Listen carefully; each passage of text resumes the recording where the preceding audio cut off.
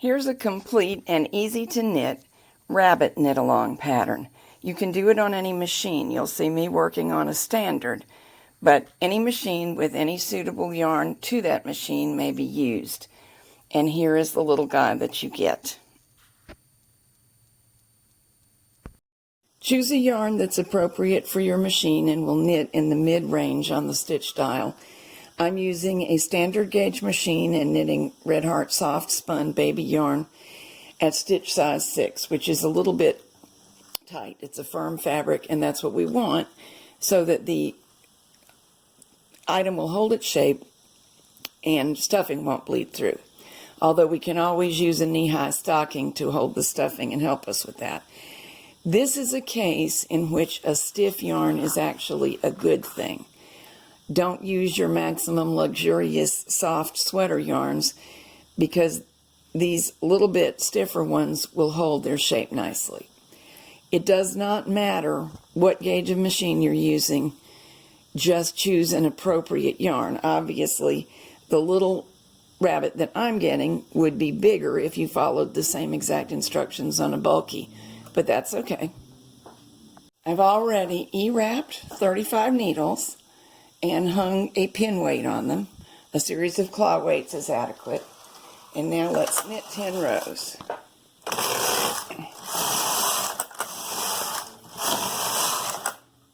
Now we're going to thread a slightly contrasting color into the feeder and knit 2 more rows. There we go. That'll just be a marker row that'll help us later. Now knit an additional 36 rows with the main yarn. So what we have here is our initial 10 rows, 2 rows in a contrasting color, 36 plain rows. Now we're ready to do something different. Let's take the center stitch, move it to the next, count over 5, 3, 4, 5, move that stitch to the next, 1, 2, 3, 4, 5, 1, 2, 3, 4, 5.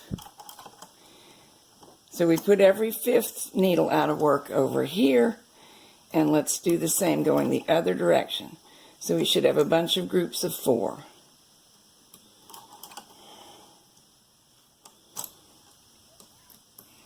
It is okay that at the end you only end up with 2 in work.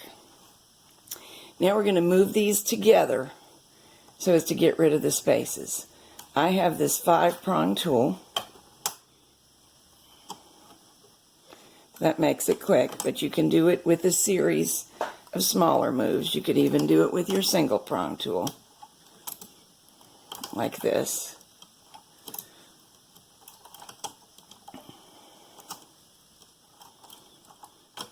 Now when you get towards the edges, you're stretching more than you were, and you may want to move the end stitches in because that puts less pressure stretching over here, and when I take these 5 and move them, I'll still be able to do it.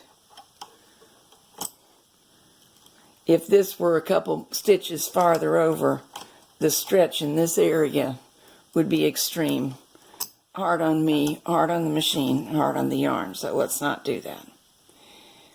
This time I think I'll move these in first, just for variety. I'll pick up these 4. Even though I have a 5-prong tool, it's no problem to pick up 4 and move them. The only thing you got to be really careful of is that right there. Where you've already got doubled up stitches, it's going to tend more than any other place for those stitches not to want to seat properly on the new needle. So give them special attention. Well, certainly I didn't get that right. If you don't keep your needle in work, nothing works right at all. So I've rescued this pair that was a doubled up stitch, but this stitch backed off. See if I can do it on camera, so in case it happens to you, you can do it too. There we go. So I'm re-knitting that one and adding the stitch that was originally transferred to that needle back to that needle. So now all is well, all is normal. And we have reduced our stitch count.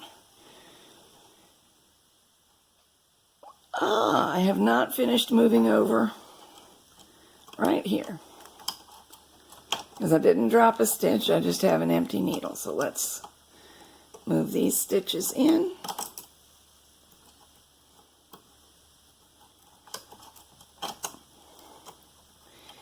So fundamentally, we've reduced our stitch count by about 20%. Let's knit 10 rows on the new stitch count.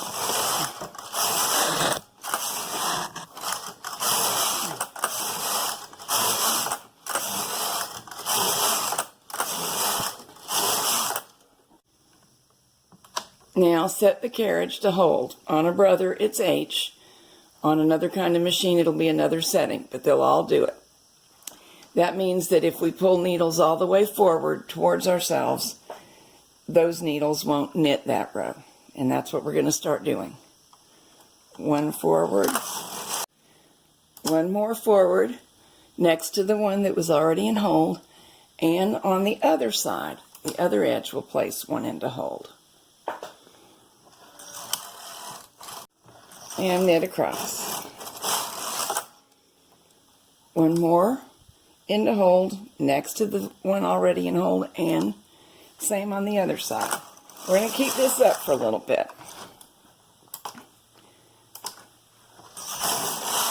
We're making the shape of the face.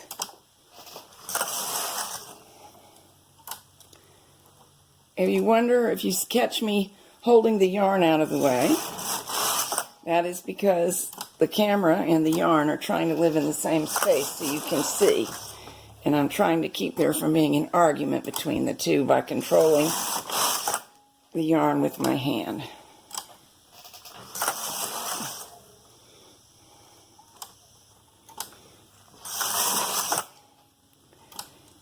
And you got a couple choices. See this loose spot forming? You can put a weight on it, as I think I'm going to do because I don't have a spare hand. Or if you're not on camera and you can knit with one hand and do this with the other, you can just put your thumb in that spot. These are the heavy forks from my book, Cheap Tricks and Cool Tools, and I find them incredibly useful in so many ways, and short rowing is one of them. So we're ready to put another needle in hold, knit across, another in hold, knit across, one final one on the right. Now we're going to start putting 2 needles back in hold away from the carriage every row. 1, 2, 3, 4, back out until all the needles are knitting. This is called short rowing out. The other part where the rows got shorter and shorter is called short rowing in. This is useful for all kinds of things. We make bust darts with it. We can do sideways knitted circles with it. And if you wonder why I ended up with one final one, that's because we have 35. We don't have an even number of stitches. So now I can just push this back to upper working position and keep on knitting. 10 ordinary rows.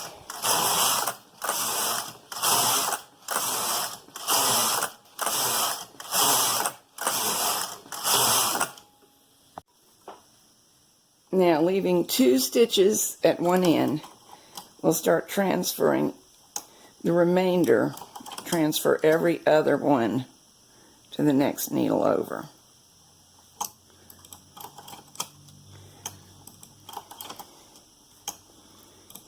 I'm going to reduce the bulk for the top of the head.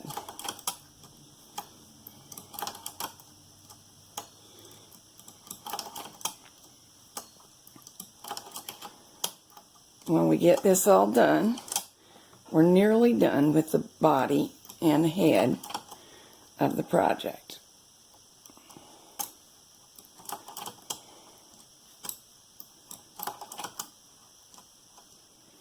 And there should be 2 needles remaining in work on the far edge when you reach it. Now at the main stitch size, 1 more row.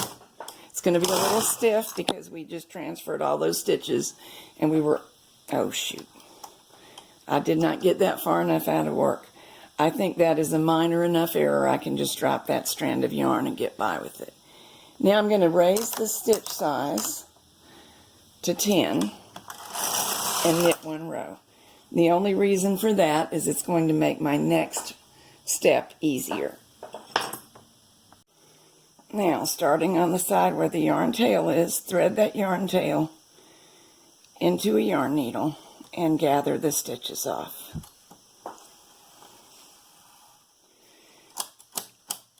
I like to drop the first few after I've picked them up because it gives me a little bit better access to the remainder of them.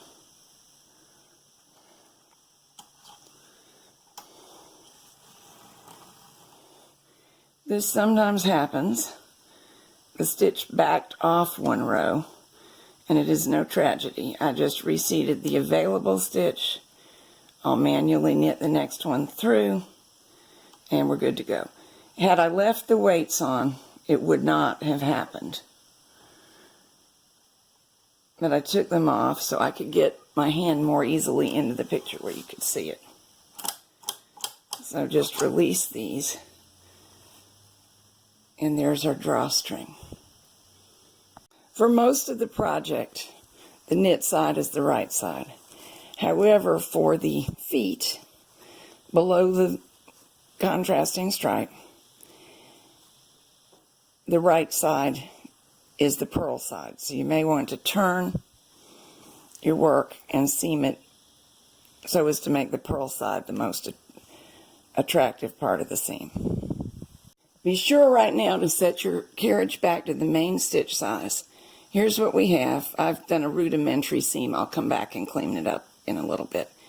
Flatten this out so the point is towards you. This is going to be the nose. E-wrap 10 needles. Then from the crown of the head over, hang the edge of that fabric so it's on the fold. You're not really dipping into the shape of the head at all. On the first 4 needles, well, the center 4 needles, sorry, like that. And now we're just going to knit a few rows. Let's knit 20. Oops. Let's put our carriage back to knit back from hole and knit 20.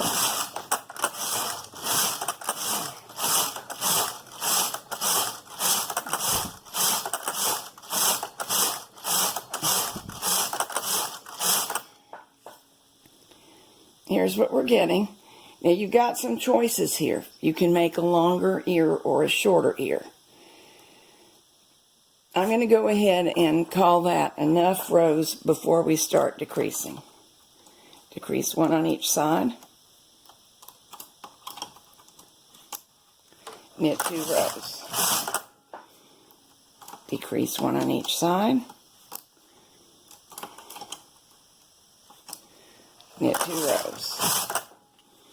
And we're going to repeat that till we're down to 2 stitches, which is coming up soon.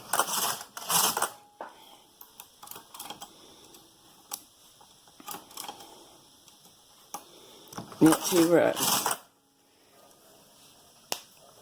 Now we'll pull this yarn tail. I just broke the yarn, and I'm pulling it through both stitches with a manual method. If you wanted to put it on a yarn needle and get that done, you could.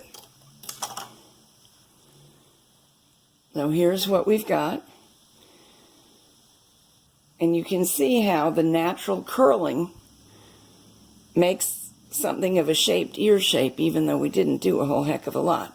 So we're going to cast on another 10 stitches and do this for the other ear. Okay, this is a chance to review what's happening. With the nose towards us, from the point of the gather over to the right, will hang on the center 4 needles.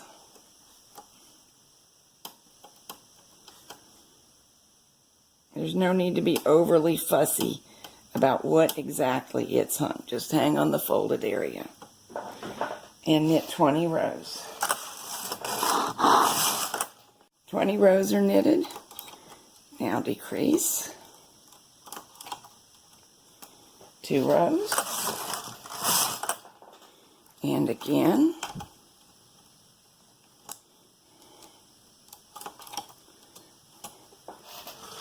2 rows.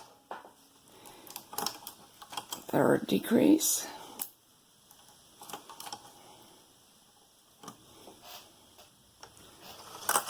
2 rows. And 1 final time. And just as before, I will pull the yarn tail through both needles.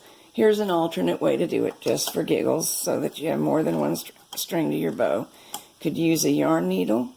You could do what I did the first time, or you could transfer and pull a stitch through, as I just did. So there we are. Now, where we cast on for the ear and hung it, it needs neatening up. It's no biggie.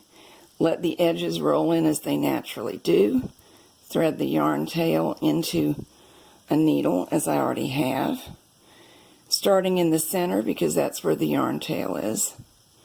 Stitch those loose pieces. That would be the 3 stitches at the edge that did not receive a piece of the head. So they're still kind of loose. Stitch them down to the body of the fabric. Okay, we're done with that side, and you can see it's already looking tidier. We'll get the other side, or the other 3 stitches.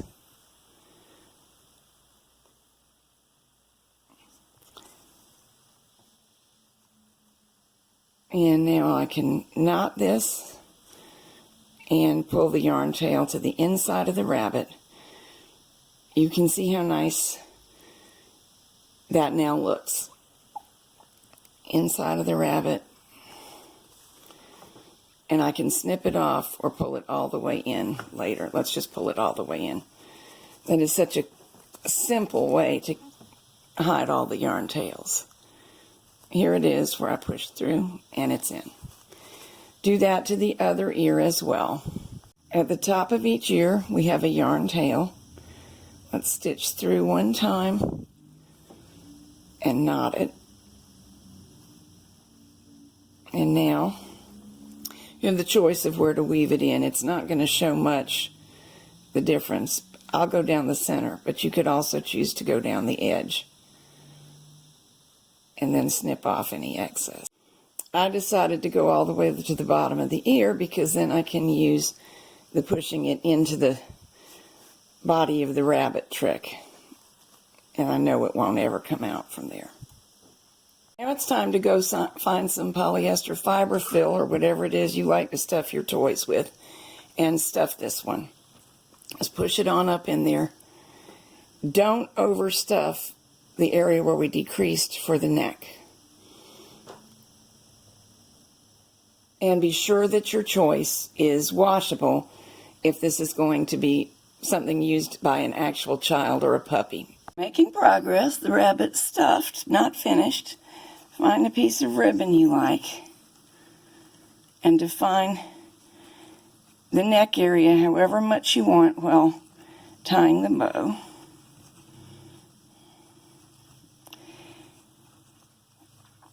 If this is going to belong to an infant or a puppy, avoid a choking hazard by sewing this in position after you've adjusted the bow to your satisfaction. Just take a needle and thread that matches the ribbon and sew right through it into the rabbit. So I'll adjust my bow and then we'll move on. And here's why we knitted this contrasting stripe. Center back is the seam. We have these handily placed yarn tails I'm going to stitch with my needle and thread all the way through the animal at that stripe, flattening out with the center back seam in the center back, stuffing all the stuffing up into there. We'll stitch across through all layers. You don't actually even have to make a contrasting stripe. It's not going to show. It's a place marker.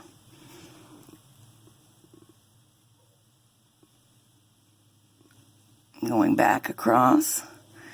I didn't get all the way to the other side, of course, since I started in the center. And I recommend going back and forth a couple of times. And it also, you'll see I'm drawing it in a little on purpose. That's a matter of taste. I just think that I'm going to like that look. You could leave it stretched out, but for this one I'm drawing in. This is what's going to hold back the stuffing, so don't be skimpy with your stitching. It's not going to show because we're about to cover it up. Okay, that's enough. Now this naturally rolling bottom edge, just encourage that and tack it up so it definitely covers the contrasting stripe.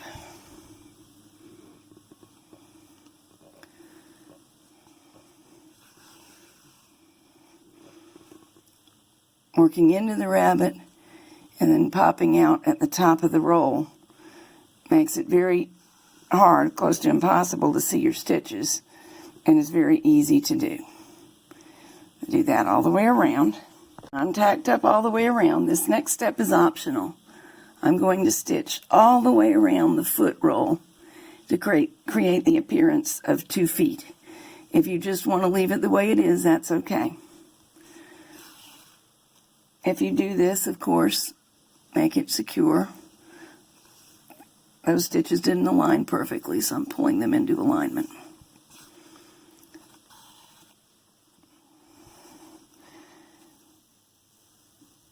And when you like the look, bury the yarn tail. For this one, I chose to use beads for eyes and nose and markers for the whiskers and the mouth. Sometimes I use all markers.